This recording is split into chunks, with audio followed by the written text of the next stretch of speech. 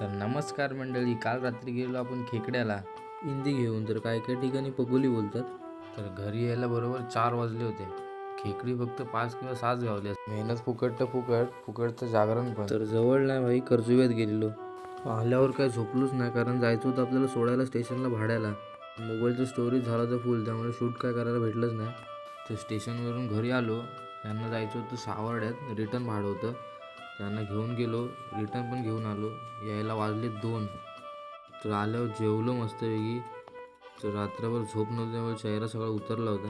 तर अर्धा एक तास झोपलो फक्त.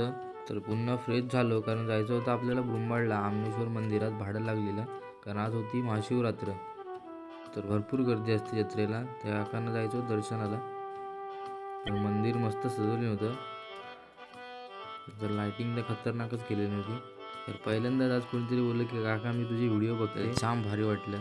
पोरगी लाजू होती आमची, मग बाय बाय केलं. तर आजच्या पुरते